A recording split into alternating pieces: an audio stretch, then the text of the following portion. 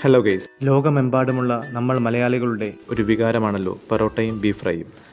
ഇന്നത്തെ വീഡിയോയിൽ നാടൻ രീതിയിൽ നല്ല ഒരു ബീഫ് ഫ്രൈ എങ്ങനെ തയ്യാറാക്കാം എന്നതാണ് നിങ്ങളുമായി ഷെയർ ചെയ്യുന്നത്. സോ എല്ലാവർക്കും once again welcome to the channel and welcome to the video. ആദ്യം ഈ ബീഫ് ഒന്ന് വേവിച്ചെടുക്കണം. അതിനായി ഒരു കുക്കറിലേക്ക് കഷ്ണങ്ങളാക്കി കഴുകി വൃത്തിയാക്കിയ 1/2 കിലോ ബീഫ് എടുത്തിട്ടുണ്ട്. ഇതിലേക്ക് ഉപ്പുപൊടി 1/4 ടീസ്പൂൺ, 1 ഇഞ്ച് നീളമുള്ള ഒരു കഷ്ണം ഇഞ്ചി, വെളുത്തുള്ളി 14 എണ്ണം, ഒരു പച്ചമുളക് എന്നിവ ചതച്ചത്, മഞ്ഞൾപ്പൊടി 1/4 ടീസ്പൂൺ, ചതച്ച കുരുമുളക് 1/2 ടീസ്പൂൺ. ഇതുപോലുള്ള നോൺ വെജ് ഐറ്റംസ് ചെയ്യുമ്പോൾ കുരുമുളക് ഫ്രഷായിട്ട് ചതച്ച് ചേർക്കുമ്പോഴാണ് കൂടുതൽ ടേസ്റ്റ് ഉണ്ടാവുക. 1/2 ടേബിൾ സ്പൂൺ കാശ്മീരി മുളക് പൊടി, 1/2 ടീസ്പൂൺ മുളക് പൊടി, ഗരം മസാല 1/2 ടീസ്പൂൺ, മല്ലിപ്പൊടി 1 ടീസ്പൂൺ,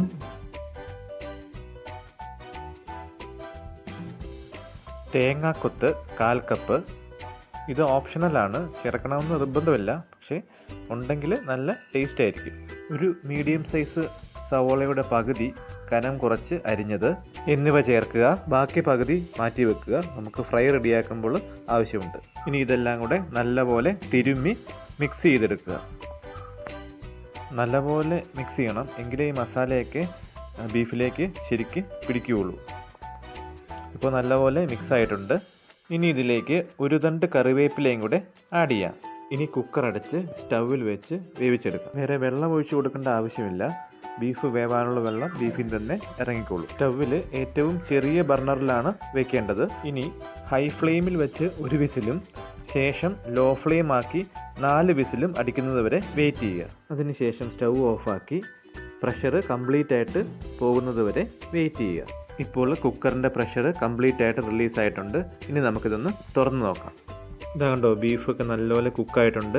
വെള്ളമൊക്കെ ഇറങ്ങി, നമ്മൾ ഒട്ടും വെള്ളം ഒഴിച്ചു കൊടുത്തില്ലായിരുന്നു, ഇപ്പം വെള്ളമൊക്കെ ഇറങ്ങി നല്ലവണ്ണം വെന്തിട്ടുണ്ട്. ഓരോ തവണയും നമുക്ക് ലഭിക്കുന്ന ബീഫിൻ്റെ വേവിന് വ്യത്യാസമുണ്ടാവാം എന്ന കാര്യം പ്രത്യേകം ഓർക്കുക. ഇനി നമുക്ക് ഈ വെള്ളം ഒന്ന് പറ്റിച്ചെടുക്കാം. അതിനായി കുക്കർ സ്റ്റൗവിൽ വെച്ച് ഹൈ ഫ്ലെയിമിലാക്കി നല്ലപോലെ വെള്ളം പറ്റിച്ചെടുക്കുക. ഈ വെള്ളം ശരിക്കും പറ്റുന്നിടം വരെ ഇടയ്ക്കിടയ്ക്ക് ഇളക്കി കൊടുക്കാൻ പ്രത്യേകം ശ്രദ്ധിക്കണം. ഇതാ വെള്ളമൊക്കെ നല്ലപോലെ വറ്റി ബീഫ് റെഡി ആയിട്ടുണ്ട്. ഇനി ഇതിനെ ഫ്രൈ ആക്കി എടുക്കണം. അതിനായി ഒരു പാൻ സ്റ്റൗവിൽ വെച്ച് അതിലേക്ക് 2 ടേബിൾ സ്പൂൺ വെളിച്ചെണ്ണ ഒഴിക്കുക. ഈ എണ്ണ നല്ലവണ്ണം ചൂടാകുമ്പോൾ ഇതിലേക്ക് 3 ഏലക്ക, 5 ഗ്രാമ്പൂ, 1/2 ഇഞ്ച് നീളമുള്ള ഒരു കറുവാപ്പട്ട എന്നിവ നല്ലപോലെ ചതച്ചത് ഇട്ട് കൊടുക്കുക. ഇനി ഇതിലേക്ക് 4 തണ്ട് കറിവേപ്പിലയും കൂടെ ചേർത്ത് കൊടുക്കുക. അതിനുശേഷം നേരത്തെ അരിഞ്ഞ് മാറ്റി വെച്ചിരിക്കുന്ന പകുതി സവോളയും കൂടെ ചേർത്ത് കൊടുക്കുക. ഇനി ഇതെല്ലാം കൂടി ഒന്ന് ഇളക്കി കൊടുക്കുക. നല്ലപോലെ വഴറ്റിയെടുക്കേണ്ട ആവശ്യമില്ല, ജസ്റ്റ് ഒന്ന് ഇളക്കി കൊടുത്താൽ മതി. ഇനി ഇതിലേക്ക് നമ്മൾ റെഡിയാക്കി വെച്ചിരിക്കുന്ന ബീഫ് ഇട്ട് കൊടുക്കാം.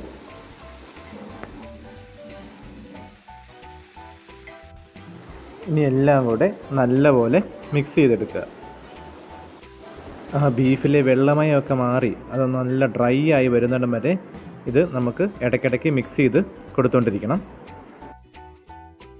ഇതാ കണ്ടോ, ഇപ്പോൾ ആ വെള്ളമയമൊക്കെ അങ്ങ് മാറി ആ എണ്ണയ്ക്കകത്തോട്ട് ബീഫിലെ നെയ്യൊക്കെ അങ്ങ് ഇറങ്ങി നല്ല ഒരു സ്മെല്ലൊക്കെ വരുന്നുണ്ട്. ഇനി വീണ്ടും നമ്മൾ ഇടയ്ക്കൊന്ന് മിക്സ് ചെയ്തിട്ട് നമുക്കിതിലേക്ക് പെരിഞ്ജീരകം ആഡ് ചെയ്ത് കൊടുക്കാം.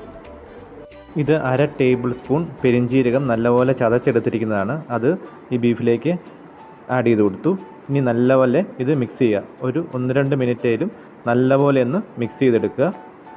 ഇനി ഫൈനലായി ഇതിലേക്ക് 1 ടീസ്പൂൺ കുരുമുളക്, ചതച്ച് വെച്ചിരിക്കുന്ന കുരുമുളക് കൂടെ ഇട്ട് കൊടുത്തിട്ട് നല്ലപോലെ മിക്സ് ചെയ്ത് എടുക്കുക. ആ ബീഫും തേങ്ങാക്കൊത്തും ആ കുരുമുളകും ഒക്കെ കൂടെ അങ്ങനെ മിക്സ് ആകുമ്പോഴല്ലോ ഒരു രക്ഷയില്ല കേട്ടോ. ഇതാ നമ്മുടെ നാടൻ ബീഫ് ഫ്രൈ റെഡിയാണ്. നമുക്കിഷ്ടമുള്ള എന്തിൻ്റെ കൂടെ വേണമെങ്കിലും നമുക്കിത് കഴിക്കാം. ഒന്നുമില്ലെങ്കിൽ ഇത് വെറുതെ കഴിക്കാം. അപാര ടേസ്റ്റാണ്.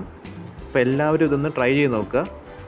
പിന്നെ ഇതിലേക്ക് തേങ്ങാക്കൊത്ത് ചേർക്കുമ്പോൾ അത്ര മൂക്കാത്ത തേങ്ങയാണെങ്കിൽ കുറച്ചുകൂടെ നല്ലതായിരിക്കും. സോ ഈ ബീഫ് ഫ്രൈ ഇഷ്ടമായെങ്കിൽ ലൈക്ക് ചെയ്യുക, ഷെയർ ചെയ്യുക, നിങ്ങളുടെ അഭിപ്രായങ്ങളും നിർദ്ദേശങ്ങളും കമൻറ്റ് ചെയ്യുക.